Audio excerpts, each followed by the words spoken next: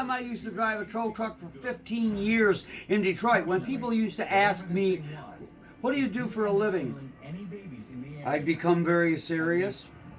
I'd stop being drunk. And I'd say to them, brother, I am the real Mad Max. And that's the truth. Every day. After I quit doing that for about 2 years, I still woke up. I couldn't believe it, in a state of post-traumatic syndrome, because I didn't even realize it until I quit. It was following me, because it became like a military mission that when I was called, I went. I was in business for myself. I could say, screw you, man. I got a flat tire, or I'm tired, or my dick hurts or something, but I didn't.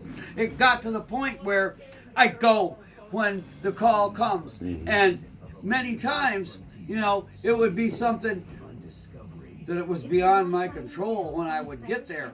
Now, he asked me to tell you about something. Now I've gotten sidetracked off on what it was about.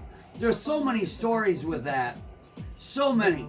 All right, here's one that's very interesting if you're into it.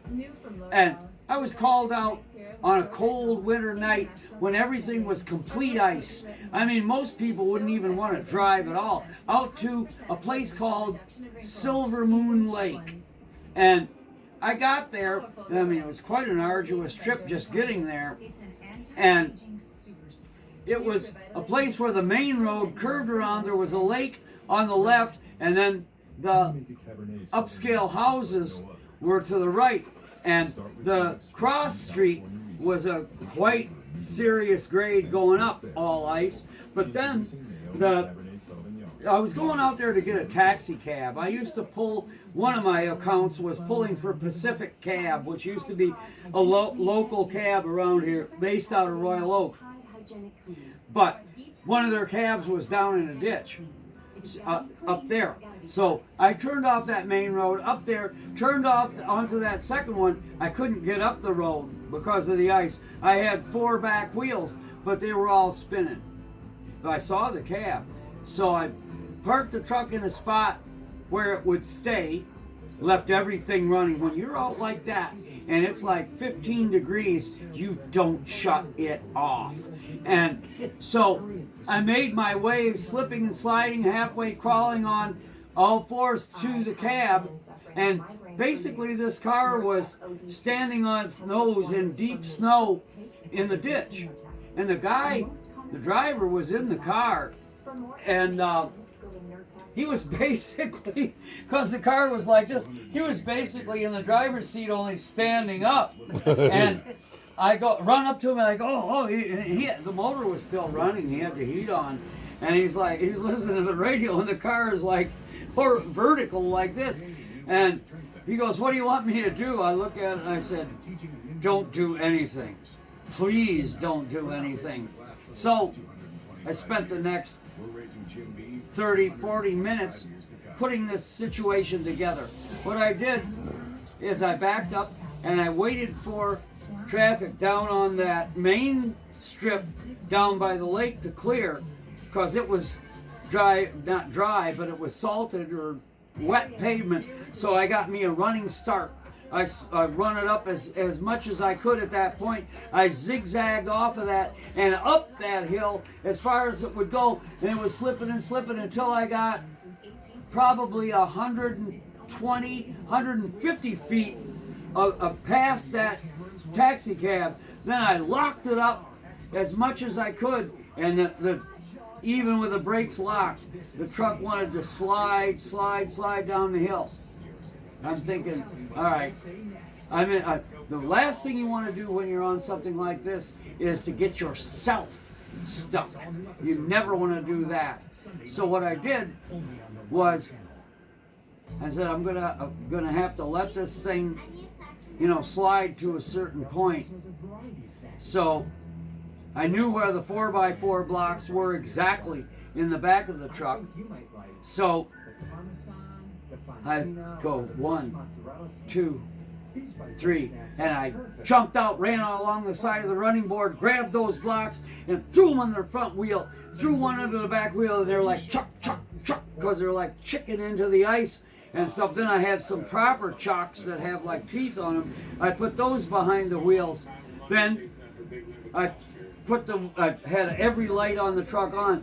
I put the winch into feed out, and I held the cable and let myself slide down the hill all the way to where the car was, and I got it hooked on. But now the truck is at the top of the hill, and the winch is still feeding out cable, and I can't let it get backlashed because I could be in a hell of a situation at that. So I kept pulling on the cable, and I had it at a slow idle so it wasn't feeding out too fast. So I made my way back up to the truck and disengaged that winch as quick as I could. So now the cable is hooked to the car. Then I eased the winch back up until the cable is back taut again. So then I started to try to pull on it a little bit, and rip, rip, rip. Those chocks and 4x4s under the wheels were just sliding on the pavement, and I was on about an angle like this on ice. So I said, I'm going to have to anchor myself better.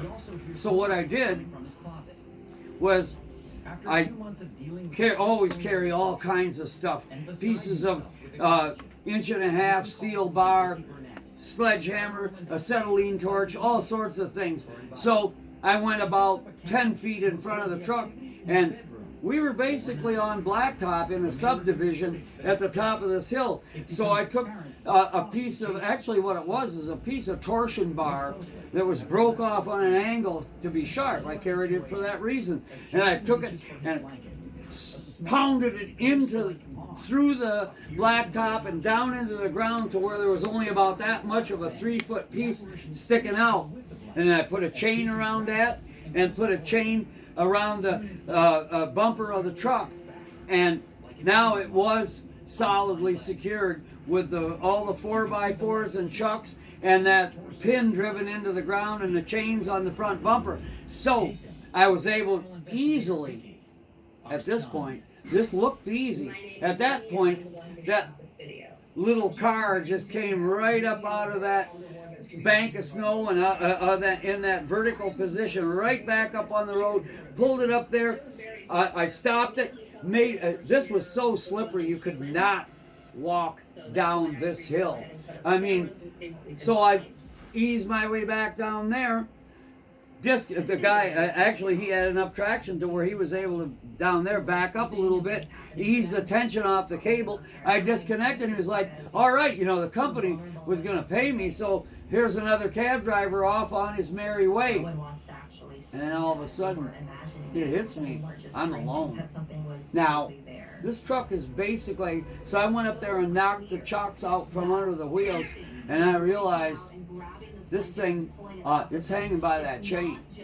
So, we're going to have to figure a way, you can't just unhook the chain. The truck weighs 6,200 pounds. It's hanging by that chain on the hill, and the pin is driven into the blacktop. So, okay, there's a way to do this. So what I did is I have a electric Warn winch on the front end of the truck. So I attached that to the chain, the hook on that to the chain that was on the pin. And then I pulled the truck. Now we're in the dead of night in a blizzard, 15 degrees at Silver Moon Lake, completely alone. And the place is lit up from my truck. I don't think anybody in that whole place even woke up. And so then I took now the truck is hanging by the winch. So I took the chain that originally was